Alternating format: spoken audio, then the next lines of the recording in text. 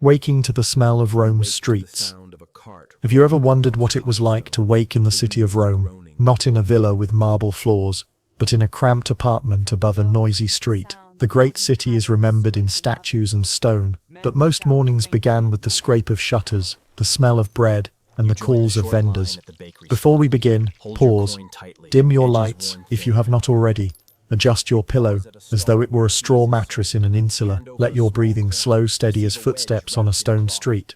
This story will take its time, and if you drift away before the bread is broken, Rome will wait patiently. The first breath of the day.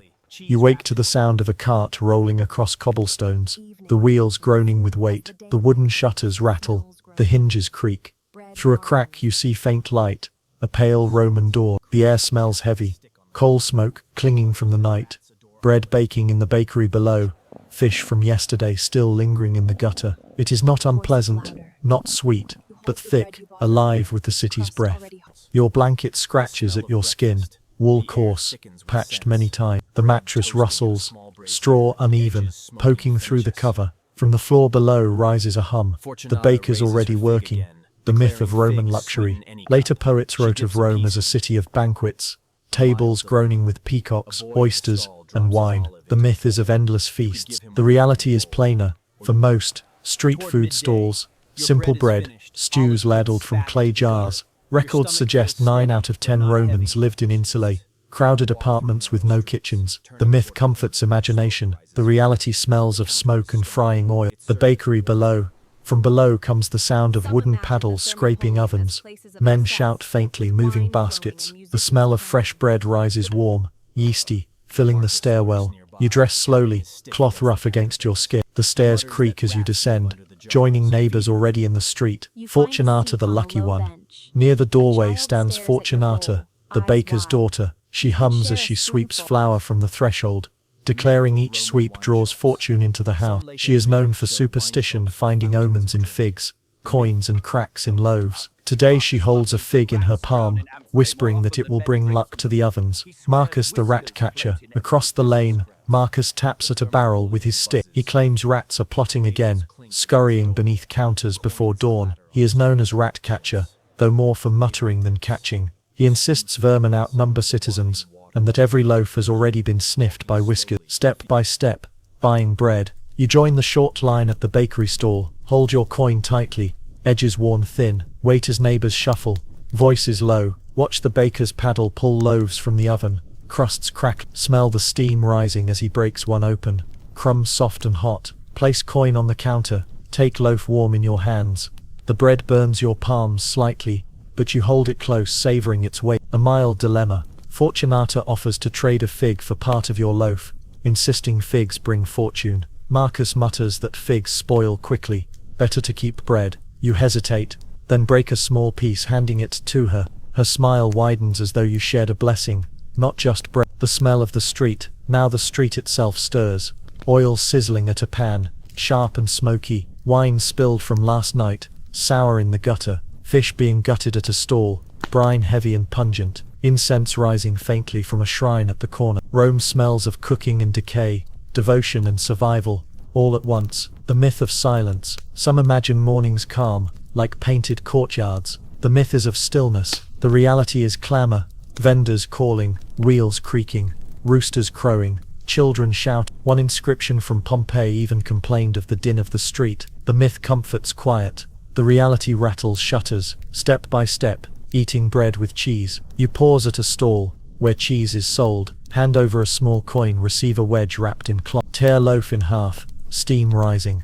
Place cheese inside, crumbs softening. Press together, warm bread melting edge. Eat slowly, crust crunching, filling your mouth with salt and heat. It is plain but enough to begin the day. Fortunata's fig. Fortunata bites into her fig, juice running down her hand. She declares the day blessed. She hums again, her voice weaving between the shouts of vendors. Marcus's grumble. Marcus points at the gutter, where whiskers twitch. He mutters that rats eat better than men, finding figs, bread and cheese before dawn. He scowls, tapping his stick, as though the sound alone will drive them away. Rules of the morning market. Every street seems to follow its own codes. Bread sold hot, eaten quickly. Cheese wrapped in cloth, never bare. Figs traded like charms. Rats blamed for every missing crumb. Fortune belongs to Fortunata, suspicion to Marcus. The rules hold the morning in rhythm. You could break your loaf, sharing a piece, or you could keep it, stomach already growling. You hand him a crust. His smile is silent but steady. The sound of the street. The morning grows louder. Pots clatter at the thermopolium. Ladles striking clay jar. Wine sellers call prices. Voices sharp. Donkeys bray. Hooves striking stone. Children laugh, running between stalls. The street hums not as chaos, but as rhythm. The myth of banquets for all. Later imagination made Rome a city of banquets, with every citizen feasting. The myth is of equality at tables. The reality is plainer. Feasts for the rich, bread for the many, stew for those with coin. Records from satirists remind us of sausages too thin, wine too sour, bread too dry. The myth comforts empire. The reality chews bread. Evening approaches. As the day lengthens, the smells grow heavier. Bread hardens, figs bruise, wine warms in the sun. But the rhythm of buying, eating, sharing continues, steady as footsteps. The soft cadence, the shutters creak, the bread cracks, the figs split, and you, chewing slowly, feel Rome settle around you. The smoke lingers, the street hums, and you drift gently into rest. Bread and olives, the Roman breakfast. Have you ever wondered what Romans ate to begin their day? Not the feasts of marble halls, not the grand banquets of emperors, but the simple meals of the street. Bread dipped in oil, olives eaten from clay bowls, cheese cut in rough wedges. Before you begin, pause, breathe gently, exhale slowly. If you are lying in bed, imagine yourself leaning against a stone wall, a small loaf in your hand, olives glistening in a wooden bowl. This chapter will move as slowly as morning shadows creeping across tiled roofs. And if you close your eyes before the olives are eaten, they will wait patiently on the plate.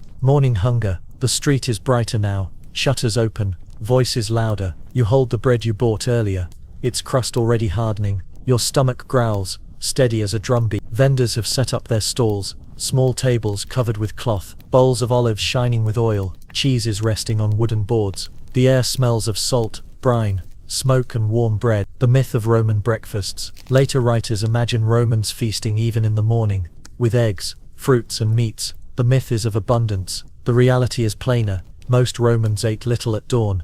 Bread, olives, sometimes cheese, always simple. Historians note that the word agentaculum meant a snack, not a feast. The myth comforts appetite. The reality is a small crust dipped in oil. Fortunata's ritual. Fortunata stands at her family's stall, arranging bowls of olive. She sprinkles salt over them, whispering that each grain doubles luck. She offers a fig to passing children, pressing it into their hands as a charm. Her humming blends with the calls of vendors. Marcus the rat catcher's complaint. Marcus squats near a crate, tapping his stick on the ground. He mutters that rats adore olives more than men, chewing pits and licking oil. He scowls at a vendor's stall, declaring the brine jars already invaded. Neighbors sigh, used to his suspicion, but still glance uneasily. Step by step, preparing olive paste. A woman demonstrates how to prepare a simple spread. Place a handful of black olives on a wooden board, crush them gently with a stone, oil seeping out. Mix with garlic, herbs and a drizzle of vinegar. Spread on bread,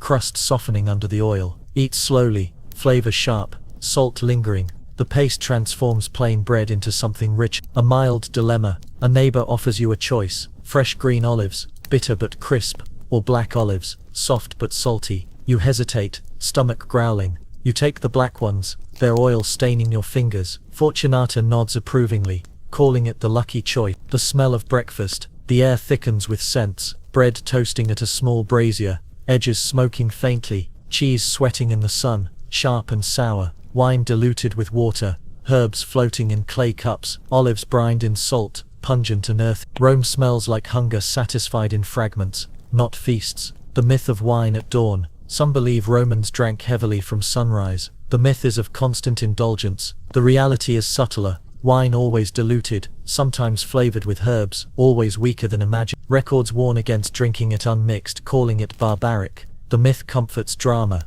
The reality waters every cup, step by step, mixing a morning cup. At a popina you watch the vendor prepare. Pour wine from an amphora, deep red, add water, 2 parts for every one of wine. Drop in a sprig of rosemary, herbs floating, swirl with a wooden ladle, surface glistening, hand clay cup to customer, steam faint from warmth. The cup smells of herbs, sharp and calming. Fortunata's fortune. Fortunata raises her fig again, declaring figs sweeten any cup. She dips a piece into wine, chewing happily. Her smile is bright, even as others frown at her superstition. Marcus is warning. Marcus points at the amphora, muttering that rats drown in wine vats more often than men drink from them. He taps his stick, insisting he once fished whiskers from a barrel. The vendor groans, but pours cups steadily. Rules of breakfast. The morning stalls follow quiet customs. Bread eaten first, always dipped in oil. Cheese sliced thin, never olives chosen carefully, green for sharpness, black for salt. Wine always watered, never pure. Fortunata trusts figs, Marcus distrusts barrels. The rules steady the street like footsteps on stone. A mild dilemma. A boy at the stall drops his olive into the gutter. You could give him one from your bowl, or you could eat in silence, hunger guiding you. You hand him one, his grin wide, oil shining on his face. The sound of the street. The voices rise with the sun. Vendors call prices, coins clink, cups tap against counter. Dogs bark, chasing scraps. Children laugh, spitting pits into the gutter. The city hums, busy yet ordinary. The myth of banquet foods. Some imagine dormice, peacocks and oysters common. The myth is of exotic dishes. The reality is simpler.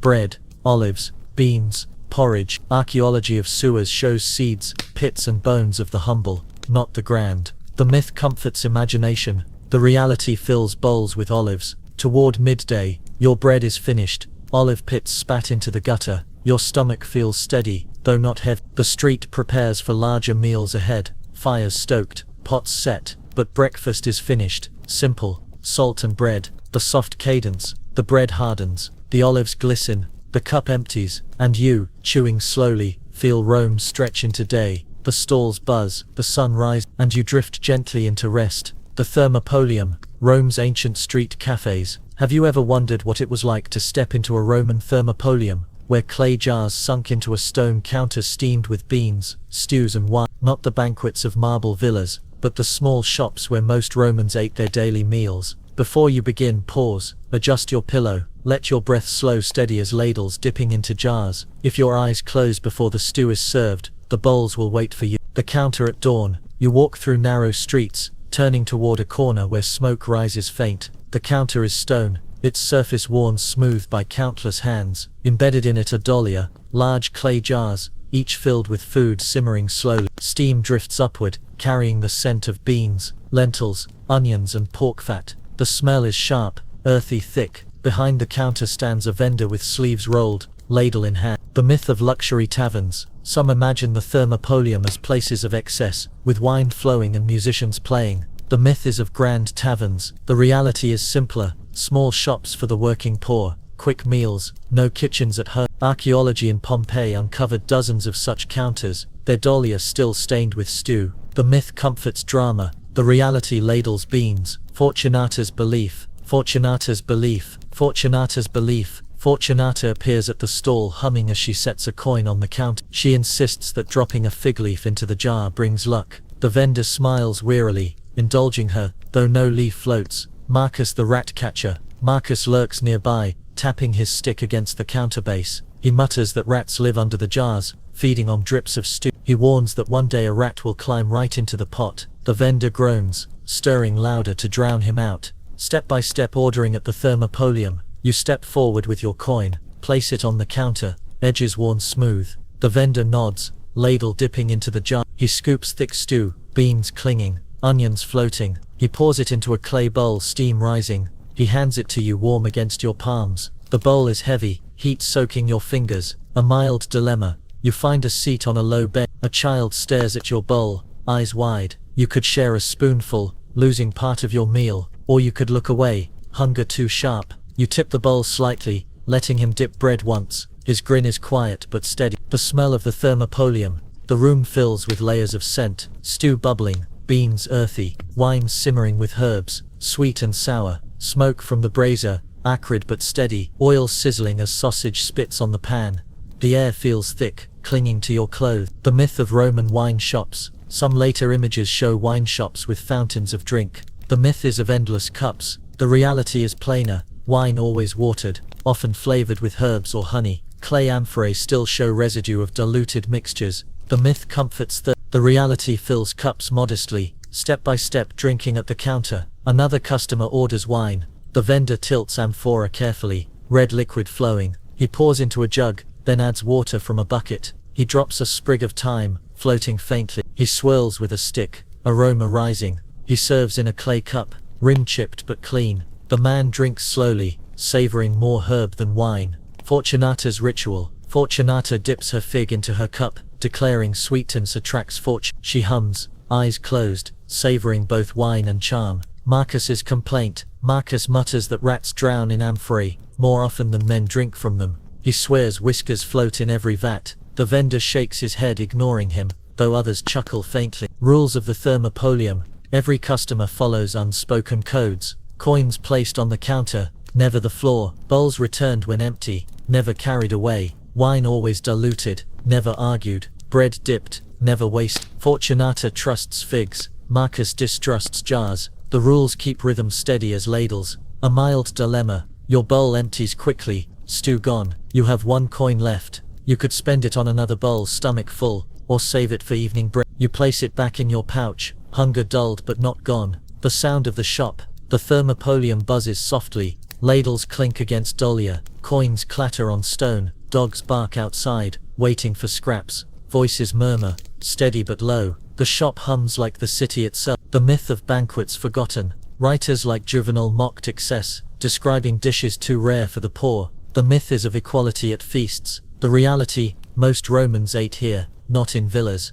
Pompeii's ruins show thermopolia at nearly every corner. The myth comforts literature. The reality stirs beans. Toward afternoon, as the sun climbs, the shop grows hotter. Brazier glows, smoke rises, stew thickens, bowls scrape empty. Customers drift away, bellies warmed, coins lighter. You step outside, the smell clinging, the noise fading. The soft cadence, the ladle dips, the stew thickens, the wine waters, and you, walking slowly, feel Rome hum with meals. The smoke curls, the voices fade, and you drift gently into fish stalls and the smell of garum. Have you ever wondered what it was like to walk through a Roman fish market, where the air itself seemed to swim before you? Not the calm silence of marble statues, but the wet slap of fish on stone counters, the briny stench rising thick, and the sharp tang of garum, drifting from jars. Before you begin, pause, breathe gently though not too deeply, exhale slowly, as if letting go of salt carried on wind. If you are lying in bed, imagine yourself moving through crowded stalls, clay jars stacked, and fish scales glittering in the sun.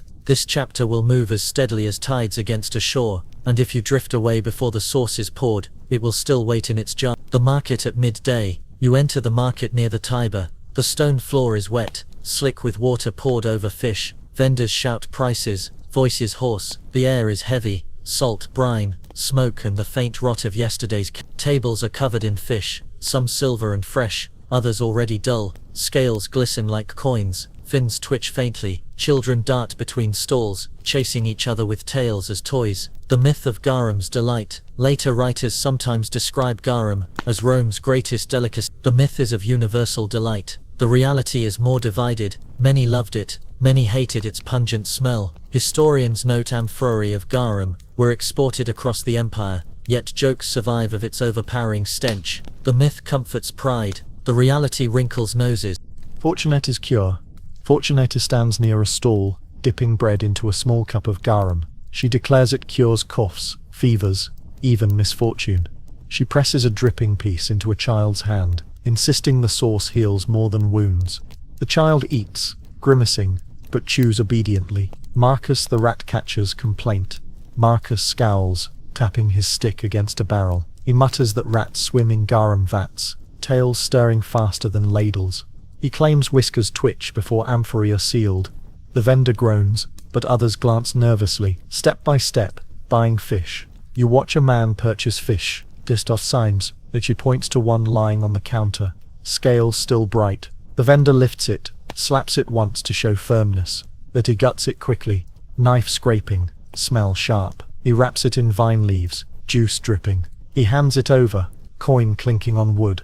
The man walks away, dripping bundle swinging. A mild dilemma. You see 2 baskets, one of fresh fish, one of cheaper stale. You could spend more for freshness, or save coin, risking smell and taste. You choose the fresher one, stomach grateful, pouch lighter. The smell of garum. Jars line the stall, sealed with wax. The vendor lifts one lid. The air bursts sharp. Fermented fish, salt, herbs, vinegar. It is strong, almost burning. Your eyes water, though others inhale deeply, savoring. The myth of garum for all. Some imagine garum as cheap, poured over every meal. The myth is of abundance. The reality is varied. High-quality garum was expensive. Cheaper versions sold in crowded stalls. Archaeology at Pompeii shows amphorae marked with different grades. The myth comforts exaggeration. The reality trickles slowly, step by step, mixing garum with bread. A woman demonstrates. Tear bread into small pieces, crust hard. Pour a thin line of garum, dripping slow. Add herbs, coriander, fennel, parsley. Stir with fingers. Sauce soaking crumb. Eat. Salt burning tongue. Flavor sharp. The bread is no longer plain. It is overwhelming. Fortunetta's blessing. Fortunetta insists garum brings fortune when mixed with figs. She dips one, chewing slowly, humming as if in prayer. Others watch in mild amusement, though none follow her. Marcus's warning. Marcus mutters that rats drown in the sauce. Bellies swollen. He swears one could find tails among the herbs. He taps his stick hard, echoing like a drumbeat of suspicion. Rules of the fish market. The stalls follow their own codes. Fresh fish first. Stale discounted. Garum jars sealed. Opened only with coin. Bread dipped carefully. Never spilled. Fish guts swept to gutter. Carried to river. Fortunetta trusts figs. Marcus distrusts barrels. The rules are steady as tides. The mild dilemma. A beggar asks for your fish scrap. You could give him the tail, nothing more, or keep it, adding to your stew later. You hand him the tail. His thanks is silent but sharp. The sound of the market. The air fills with clamor. Knives scrape against stone. Vendors shout prices. Children laugh, tossing pits and scales. Dogs bark, chasing scraps. The sound hums like a restless tide. The myth of pure delight. Some later remembered Rome as feasting happily on garum. The myth is of unbroken pleasure. The reality is divided. Some adored, some gagged. Records include both praise and complaint. The myth comforts nostalgia. The reality ferments in jar. Toward evening, as the sun lowers, the smell grows thicker. Flies gather, wings buzzing. Vendors sweep scraps into baskets, dumping them into gutters. Garum jars sealed again, wax dripping faint. The market exhales salt, louder than prayers. The soft cadence, the scales glisten, the jars sweat, the brine drips. And you, chewing slowly, feel Rome's tide settle. The knives scrape, the voices fade, and you drift gently into rest. Meat on the move. Have you ever wondered what it was like to smell roasted meat drifting down a Roman alley? Not feasts of silver platters, but skewers held in greasy hands, smoke curling from clay braziers, fat sizzling on hot coals. Before you begin, pause, breathe gently, as though inhaling smoke carried on a breeze. Exhale slowly, letting your body sink like a bench under weary customers. If you are resting, imagine firelight flickering across stone walls. This chapter will move as lazily as fat dripping on coals, and if you drift away before the skewer is turned, the meat will still roast. The smoke at midday. You follow the scent before you see the stall. A brazier glows, clay sides blackened, skewers of sausage spit faintly, grease hissing. Vendors shout prices, fans wave smoke toward passers-by. The air smells heavy, meat charred, fat sharp, garlic pungent. Children hover, noses twitching, hands empty. The myth of meat for all. Later tales describe Rome as a city of meat-filled feasts. The myth is of plenty. The reality is thinner. Meat was rare for most, eaten in scraps, stews or sausages stuffed with fat. Writers like Juvenal mocked sausages as poor man's food. The myth comforts stomachs. The reality sells smoke. Fortunetta's charm. Fortunetta stands at the stall, holding a skewer like a charm. She declares sausage coils protect against hunger and misfortune. She hums as she bites, juice dripping down her hand. Marcus the rat catcher. Marcus scowls at the brazier. He mutters that rats snatch meat faster than boys. He taps his stick, pointing at shadows near the gutter. Vendors groan, but pull skewers higher just in case. Step by step, grilling sausage. You watch the vendor tend the brazier, place coils of sausage on a flat grill, turn slowly, grease dripping onto coals, fan smoke upward, garlic and herbs burning. A skewer pieces, juices hissing. The sound of fat striking coals is steady as rain. A mild dilemma. The vendor offers you two choices: a small sausage, cheaper but mostly fat, or a larger one, costly but fuller. You hesitate, then choose the smaller, hunger winning over caution. It burns your fingers, but warms your stomach. The smell of meat, The air grows thicker, garlic sharp, onion sweet, fat heavy, coating your tongue, bread toasted faintly, crust blackened, smoke clings to your cloak, stubborn and sharp. Rome smells of hunger made noise. The myth of dormice. Some recall Romans feasting daily on dormice. The myth is of delicacy. The reality, dormice were luxury, rarely seen by ordinary people. Most contented themselves with sausages, scraps and beans. The myth comforts imagination. The reality gnaws bread with sausage grease. Step by step, wrapping meat in bread. A customer shows his trick. Tear flatbread in half. Slide sausage off skewer, juice spilling. Wrap tightly, bread soaking fat. Bite carefully, edges crisp, inside soft. Chew slowly, grease coating lips. The bread makes grease into meal. Fortunetta's proclamation. Fortunetta insists sausage wrapped in bread seals good luck inside. She hums, crumbs on her lips, smile wide. She declares she will never eat it plain. Marcus's grumble. Marcus mutters that rats prefer the bread more than the meat. He claims vermin steal crusts, dragging them into shadows. His stick taps rhythm, steady and sour. Rules of the meat stall. Every vendor follows unspoken codes. Bread always offered with sausage. Skewers never left bare, always refilled. Smoke fanned toward crowd, never away. Fat drips belong to the dogs beneath. Fortunetta trusts coils. Marcus distrusts crumbs. The rules are grease thick, smoke bound. A mild dilemma. A stray dog nudges your leg, eyes wide. You could toss a scrap sharing, or keep it, hunger sharp. You break a piece tossing it down. Its wagging tail feels like thanks. The sound of the stall, noise rises with the smoke. Skewers clatter against grill. Bread tears with rough hands. Dogs bark, children laugh. Vendors The street hums louder than before.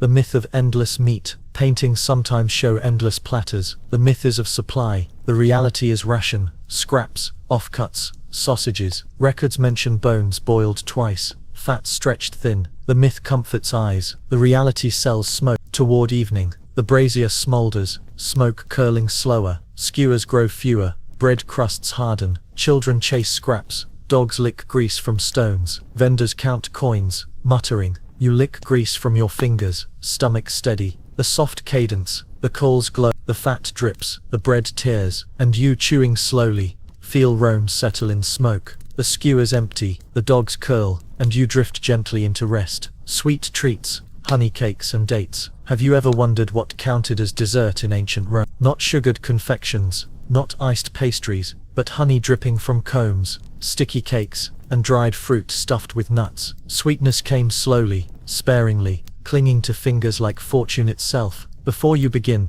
pause, breathe gently, as though inhaling the warm scent of baking. Exhale slowly, as though letting go of sweetness melting on your tongue. If you are resting, imagine yourself beneath an awning, honey cakes glistening on a tray before you. This chapter will move as lazily as syrup dripping from a spoon. And if your eyes close before the cake cools, it will wait on the counter. The stall of sweets. You step into a shaded alley, where vendors sell honey cakes still warm from ovens. The air is heavy, sweet, thick, cloying. Bees circle near combs on display, wings humming. Children crowd forward, hands sticky, coins clutched tight. On one tray lie cakes browned at the edges, their centers soft. On another, dates stuffed with nuts, their skins split, shining. The myth of sugar. Some imagine Romans with sugar-laden tables. The myth is of endless sweet. The reality is simpler. No cane sugar in Rome, only honey, fruits, syrups. Archaeology reveals traces of honey in amphorae, dried figs, nuts charred in hearths. The myth comforts the sweet tooth. The reality clings in honey. Fortunetta's delight. Fortunetta's delight. Fortunetta beams at the cakes. She insists honey draws fortune, each drop a blessing. She hums as she buys one, breaking it carefully to share. Her hands glisten, her voice carries through the alley. Marcus the rat catcher. Marcus scowls at the trays. He mutters that rats smell sweetness faster than men. He taps his stick, warning crumbs will vanish before dusk. Children laugh, though vendors shift nervously. Step by step, baking honey cakes. A vendor shows how the cakes are made. Mix flour with water, kneading slowly. Dough rough, add crushed nuts, figs or cheese for filling. Shape into rounds, pressing thumb in center. Drizzle honey over top, thick and golden. Place in small clay oven, edges browning, scent rising. When they emerge they glisten, sticky and warm. A mild dilemma. The vendor offers you 2 cakes, one smaller, still warm, or a larger, already cooling. You could take warmth, savoring softness, or choose size, filling stomach longer. You choose the smaller, savoring sweetness while it lies. The smell of the alley. The air swells with layered scents. Honey thick, syrupy, bread baking faintly, crust browning, dates earthy, rich, nuts roasting, smoke sweet. Every breath feels sticky, as though sweetness coats the lung. The myth of constant desserts. Later imagination pictures dessert after every Roman meal. The myth is of routine sweetness. The reality is occasional sweets, saved for festivals, markets, or small indulgence. Writers mention figs and nuts more often than cake. The myth comforts appetite. The reality waits at festival stalls, echoes step by step stuffing dates. Another vendor demonstrates, split dates carefully, skins glossy, insert almonds, pressing tightly, roll in honey, sticky sheen, serve in pairs, eaten slowly. The dates are rich, heavy, cloying after only a few. The Fortunetta's blessing. Fortunetta dips a date in honey, declaring it sweeter than fortune itself. She hums, lips shining, smiling at passers-by. Children laugh, repeating her Marcus's warning. Marcus points at the ants already circling the trays. He mutters that sweetness always rots first. He insists rats wait nearby, noses twitching. His stick thumps, steady as a drum. Rules of the sweets stall. Even here, quiet codes exist. Coins paid first, cakes touched second, dates always sold in pairs, honey drizzled, never poured. The children share first bite with siblings. Fortunetta trusts sweetness, Marcus distrusts crumb. The rules hum like bees above the trays. A mild dilemma. You hold your cake, but a boy stares, eyes wide. You could break a piece, sharing warmth, or keep it, hunger already tugging. You split it, honey sticking to your fingers, his smile quick and quiet. The sound of sweetness. The alley hums softly, bees buzz over combs, coins clink, trays scrape, children giggle, mouths full, vendors sing prices, voices slow sticky as syrup. The noise is gentle, not sharp, sweetness softens sound. The myth of honey as common. Some later thought honey was cheap, everywhere. The myth is of abundance. The reality, honey was precious, costly, often stretched with fruit syrups. Records note beekeeping as valued trade. The myth comforts plenty. The reality measures every drop. Toward evening, as the sun lowers, trays empty, honey hardens on counters, bees drift slower, children lick sticky fingers, coins gone, vendors sweep crumbs, Marcus tapping nearby. Fortunetta hums, sweetness lingering in her smile. The soft cadence, the cakes cool, the dates glisten, the honey drips, and you, licking fingers, feel Rome soften into night. The bees hum, the trays empty, and you drift gently into rest. Wine shops, and watered cups. Have you ever wondered what it was like to sip wine in ancient Rome? Not from a golden goblet, but from a chipped clay cup in a smoky shop. The city's drink was not strong liquor, not untouched grape juice, but wine always thinned with water, flavored with herbs, honey or spices. Before you begin, pause, let your shoulders sink, heavy as amphorae lined against a wall. Breathe gently, as though inhaling the faint scent of herbs in wine. Exhale slowly, steady as liquid poured from jug to cup. This chapter will move as calmly as diluted drink, sliding across the tongue, and if you drift away before the last sip, the cup will still wait on the counter. Entering the popina. The popina is dim, lit by oil lamps. Smoke curls in corners, walls stained with soot. A counter stands at the front, amphorae leaning against it, corks sealed with wax. Benches line the room, worn smooth by countless visitors. The air smells of wine, herbs, sweat and bread dipped in oil. Coins clink faintly, laughter low. The myth of strong wine. Some imagine Romans drank undiluted wine in strength and bravado. The myth is of constant drunkenness. The reality, wine was always watered, often 2 or 3 parts water to 1 of wine. Drinking it pure was seen as barbaric, uncivilized. Writers mocked those who refused to dilute. The myth comforts drama. The reality swirls thick. Fortunetta's toast. Fortunetta sits with her cup, dropping a fig inside. She declares figs sweeten fortune, even in sour wine. She hums softly, lifting the cup, sipping slowly. Her lips shine, her smile unshaken. Marcus the rat catcher's warning. Marcus sits near the amphorae, tapping his stick. He mutters that rats gnaw corks, slipping whiskers into wine before it's poured. He insists tails swish in the vats unseen. The vendor sighs, ignoring him, but some customers glance uneasily. Step by step, mixing a morning cup. The vendor prepares a drink for a customer. Tilt amphora, letting wine flow into a jug. Add water from a bucket, splashing softly. Drop in herbs, thyme, rosemary, mint, Swirl with a stick, aroma rising. Pour into clay cup, rim chipped but steady. The customer drinks slowly, sighing. A mild dilemma. The vendor offers you a choice. A weaker mix, cheaper, or a stronger one. Costly but fuller. You hesitate, then choose the weaker, stretching coin further. It tastes faint, but soothes your throat. The smell of the shop. The air swells with layers. Wine sharp, sour sweet. Herbs crushed, fresh. Oil burning in lamps. Smoky. Bread dipped in cups. Warm and yeasty. The smell is heavy, lingering in cloth. The myth of endless luxury. Paintings sometimes show wine shops full of feasting. The myth is of banquets. The reality is humbler. Laborers drinking quietly. Vendors pouring slowly. Cups chipped. Graffiti from Pompeii shows jokes about sour wine, not praise. The myth comforts eyes. The reality waters every cup. Step by step, drinking with bread. Another man demonstrates. Tear crust from bread, rough and dry. Dip quickly into cup, soaking edge. Lift to mouth, chewing wine-soaked crumb. Swallow slowly, throat warm. Repeat, until cup and loaf are gone. The bread turns drink into meal. Fortunata's fortune. Fortunata laughs, dipping her fig once more. She insists the fig makes the drink sweet enough for emperors. She hums louder, tune soft as a lullaby. Marcus's complaint.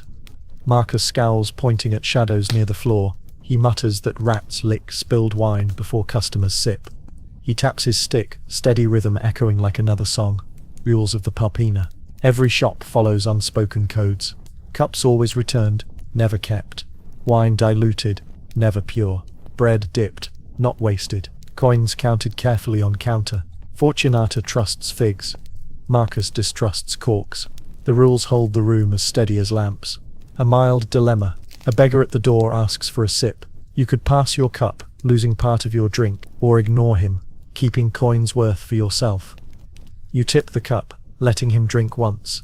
His nod is silent, gratitude quick. The sound of the shop. The room hums with soft noise. Coins clink. Cups tap. Benches creak. Voices murmur. Laughter faint. Outside, donkeys bray. Wheels roll past.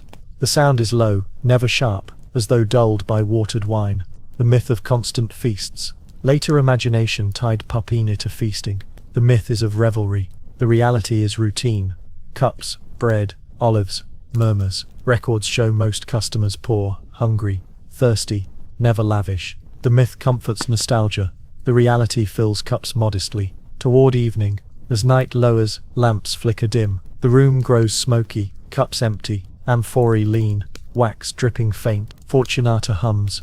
Marcus mutters. Customers drift away. The Pupina exhales, heavy with diluted laughter. The soft cadence. The cup clinks. The lamp smokes. The fig sinks. And you, drinking slowly, feel Rome sigh into night. The benches creak. The voices fade. And you drift gently into rest. Food for festivals. Have you ever wondered what festivals tasted like in ancient Rome? Not only the games in the circus or processions through marble streets, but the food sold at every corner. Nuts roasted, wine spiced, bread sweetened and meat grilled over open flame. Before you begin, pause, breathe gently, as though inhaling smoke from a brazier. Exhale slowly, as though releasing the hum of a crowd. If you are lying in bed, imagine yourself among stalls glowing in torchlight, baskets piled high with food. This chapter will move as softly as coals beneath roasting nut. And if you drift before the stalls close, they will wait for you in the square. The streets alive, the city feels louder than usual. Drums beat,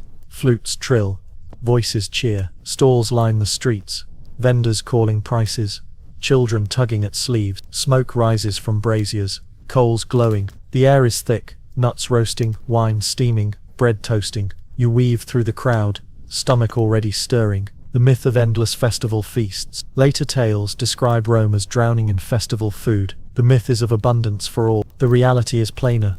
Some could afford feasts, others only scraps. Records suggest many simply enjoyed roasted nuts, cheap wine, bread dipped in oil. The myth comforts nostalgia. The reality chews slowly. Fortunata's crown. Fortunata appears with fig leaves woven into a wreath. She insists wearing it brings luck during Saturnalia. She hums, carrying a skewer of meat, smiling as if crowned queen of the street. Marcus the rat catchers mutter. Marcus scowls at overflowing basket. He mutters that rats enjoy festivals more than men, eating scraps left beneath benches. He taps his stick, warning that vermin never fast. Step by step, roasting nuts. A vendor tends his brazier. Pour chestnuts into iron pan. Shells cracked. Shake gently. Smoke rise. Add salt. Sizzling. Stir with wooden spoon. Shells blackening. Hand out in paper cones. Warm against palms. Children bite eagerly. Smoke clinging to their fingers. A mild dilemma. A girl offers to trade her cone of nuts for your coin. You could accept gaining warmth in your hands, or save coin for wine, hunger tugging longer. You accept. Chestnuts hot. Coin still yours. The smell of festivals. The air swells with scents. Chestnuts sweet. Shells charred. Wine steaming. Herbs floating. Bread toasting. Crust crisp. Meat grilling. Fat dripping. The street smells of warmth, spice and indulgence. The myth of free food. Some imagined festivals meant free feasts for all. The myth is of gifts. The reality, while games sometimes offered handouts, most food was sold at stall. Archaeology shows countless thermopolia near amphitheaters. The myth comforts equality. The reality clinks coins. Step by step, mulled wine. At another stall, a vendor ladles steaming drink. Pour watered wine into bronze pot. Drop in cloves, cinnamon, bay leaves. Heat gently. Steam curling. Ladle into clay cups, scent rich. Customers sip, warming hands on cups. Fortunata's toast. Fortunata dips her fig wreath into her cup, humming that figs sweeten even smoke. She lifts the cup high, declaring fortune doubles at festivals. Marcus's complaint. Marcus mutters that rats prefer spilled wine, lapping faster than men sip. He scowls at puddles, forming near benches, tapping rhythm steady. Rules of festival eating. Crowds follow their own customs. Nuts eaten first. Shells dropped underfoot. Wine spiced, never plain. Bread sweetened with honey only during Saturnalia. Meat skewers shared in pairs. Fortunata trusts wreaths. Marcus distrusts puddle. The rules shape celebration as much as drums. A mild dilemma. A vendor offers you a skewer price high. You could spend your coin, belly full, or hold back, content with nuts. You decline, choosing patience. Stomach rumbling softly. The sound of the festival. Noise swells around you. Drums thump. Flutes trill. Coins clink. Children laugh. Vendors shout. Dogs bark. Fire pops in braziers. The air hums with restless joy. The myth of excess. Writers joked of festival excess. Men stuffed with goose. Tables breaking. The myth is of gluttony. The reality is humbler. Cones of nuts. Cups of mulled wine. Scraps shared. Records confirm more noise than plenty. The myth comforts comedy. The reality roasts slowly. Toward night, torches flicker, smoke rising higher. Crowds thin, coins fewer. Stalls closing. Fortunata hums, wreath slipping sideways. Marcus mutters, tapping his stick, watching scraps vanish to shadows. The city exhales, leaving nutshells scattered on stone. The soft cadence, the coals dim, the cups empty. The wreath slips, and you, warming hands, feel Rome sigh into dark. The drums fade, the smoke drifts, and you drift gently into rest. Hunger and shortages. Have you ever wondered what it was like when Rome's stalls stood empty? Not the feast days remembered in marble carvings, but mornings when no bread was left, when grain ships were delayed, and when families waited in long lines, clutching baskets and before you begin, pause, breathe slowly, as though exhaling hunger itself. Let your body sink, steady as sacks of grain on a dock. If your eyes close before the ration is handed out, the queue will still wait. The empty market. You step into the square. Stalls stand shuttered, braziers cold. The smell of bread is gone. Only smoke from last night lingers. Dogs sniff at gutters, finding nothing. Children sit quietly, chewing on scraps of yesterday's figs. The silence feels heavier than noise. The myth of abundant grain. Later accounts suggest Rome never starved, that grain flowed endlessly from Egypt. The myth is of unbroken supply. The reality, shipments delayed, storms sinking ships, shortages common. Records describe riots, rationing and anger at officials. The myth comforts empire. The reality waits in line. Fortunata's patience. Fortunata stands in line, shawl pulled tight, basket empty. She hums softly, claiming patience itself is fortune. She presses a fig stem into her pocket, calling it a charm until bread returns. Marcus the rat catcher's warning. Marcus scowls, tapping his stick against a barrel. He mutters that rats eat more grain than men, feasting in warehouses. He swears whiskers twitch before sacks are even opened. Neighbors sigh, but no one argues. Hunger sharpens silence. Step by step, queuing for grain. The line moves slowly. Hold basket, arms tired. Step forward as names are called. Place token on table. wood worn smooth. Worker scoops grain from sack, dust rising. Pour into basket, heavy now carried home carefully. The process repeats, slow as breathing. A mild dilemma. Your ration feels lighter than expected. You could speak, risk angering the clerk, or remain silent, clutching what you have. You sigh, turning away, hunger steadier than the smell of shortage. The air is faint, almost empty. No garlic sizzling, no bread baking, only dust from sacks, dry and bitter, cloth damp with sweat, wool musty. The smell is not of food but of weight. The myth of free plenty. Some believe grain dole meant feasts for the poor. The myth is of generosity. The reality, the dole offered raw grain, not bread. Families still had to grind, bake or barter. Historians note quarrels at mills, long nights of labor. The myth comforts pride. The reality blisters hands, step by step grinding grain. At home a family prepares their ration. Pour grain into small millstone, turn slowly, stone scraping, collect coarse flour, dust rising, mix with water, kneading rough dirt, bake on hot stone, edges hard, center heavy. The bread fills stomachs but little else. Fortunata's blessing. Fortunata dips her bread into oil, declaring even coarse loaves carry luck. She hums, chewing slowly, smile faint but unbroken. Marcus's complaint. Marcus shakes his head, muttering that rats gnaw sacks, leaving husks for men. He swears each crumb is smaller because vermin took the rest. His stick thumps, echoing through the silence. Rules of rationing. Even hunger follows rules. Tokens shown first, baskets after, grain scooped evenly, no more, no less. Complaints quieted quickly, bread shared thin, crumbs divided. Fortunata trusts patience. Marcus distrusts warehouse. The rules weigh as heavy as sacks. A mild dilemma. A child tugs at your sleeve, eyes wide. You could share a crust, stomach already hollow, or turn away, guarding your ration. You break the crust, handing it gently. His grin is thin but grateful. The sound of shortages. The street is quieter than festivals. Baskets scrape stone, clerks call names, voices dry, children whimper softly, dogs whine at closed stalls. The silence of hunger hums louder than drum. The myth of forgotten hunger. Later generations remembered Rome as a city of plenty. The myth is of full amphorae and abundant bread. The reality, hunger came often, whispered in letters, scratched in graffiti. Historians still debate how often riots broke the calm. The myth comforts marble. The reality waits in dust. Toward evening, the sun lowers, lines shrink, baskets carried home, fires lit in small hearths, smoke faint, bread coarse eaten quickly. Fortunata hums softly, Marcus mutters, dogs sniff. The city exhales hunger, slower than before. The soft cadence, the baskets scrape, the tokens clink, the bread hardens, and you, chewing slowly, feel Rome's sigh in want. The smoke fades, the voices hush, and you drift gently into night in the market. Have you ever wondered what Rome's markets felt like at night? Not in the noise of morning bread, not in the steam of midday stews, but in the quiet when shutters close, lamps flicker, and scraps remain for animals. Before you begin, breathe slowly, as though letting lamps dim around you. Exhale gently, steady as smoke curling from a dying brazier. If you are lying in bed, imagine yourself walking through empty stalls, oil lamps glowing faint, vendors sweeping crumbs. This chapter will move as slowly as ash cool, and if you fall asleep before the shutters close, the market will finish without you. The last customers. The square is thinner now, only a few linger, sipping watered wine, chewing crusts. Vendors sweep counters, voices tired, dogs sniff at gutters,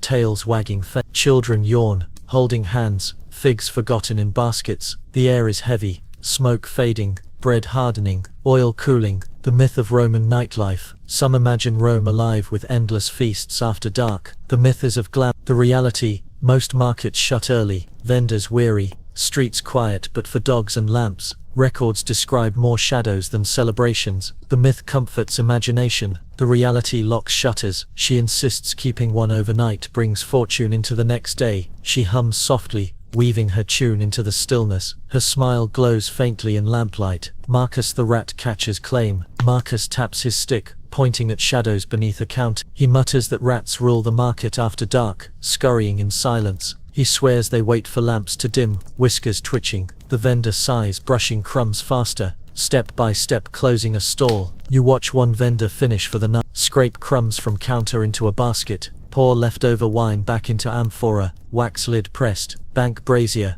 coals glowing faint, stack bowls, rims chipped, pull wooden shutter closed, latch clicking, the stall becomes shadow, silent and still. A mild dilemma, the vendor sweeps crumbs toward the gutter, a stray dog noses closer. You could shoo it saving scraps, or let it eat, belly empty. You step aside, the dog crunching quietly, tail wagging, the smell of night, the air grows faint, almost tired, smoke thin no longer sharp, bread stale, hard edges, wine sour in dregs, oil lamps burning low, scent of lye and soot. Rome smells less of food, more of closing. The reality, lamps burned low, oil costly, most streets dim, graffiti complains of stumbling in dark alleys, the myth comforts marble, the reality blurs in shadow, step by step banking the fire. Another vendor tends coals, the reality blurs in shadow, step by step banking the fire. Another vendor tends coals, cover with ash, heat trapped, place lid over brazier, smoke curling, set beside wall, safe from rats, walk away leaving faint glow. The fire rests, like the city itself. Fortunata's hum. Fortunata leans against the wall, fig still in her hand. She hums gently, tune steady as footsteps fading. Her voice feels like comfort stitched into stone. Marcus is warning. Marcus taps his stick once more, declaring rats now inherit Rome. He mutters that men leave scraps, vermin collect fortune. He scowls, yet keeps watch as though it were duty. Rules of night markets, even at closing, customs hold. Coals banked, not left burning, crumbs swept into gutter, dogs eat first, cats second, lamps lowered one by one. Fortunata trusts figs, Marcus distrusts shadows. The rules guide silence, as much as day's bustle. A mild dilemma, you hold your last crust, you could eat it, belly light, or save it for morning, harder but still food. You slip it into your pouch, patience stronger than hunger. The sound of closing, noise thins, shutters creak, latches click, brazier lids scrape, dogs crunch scraps, children whisper,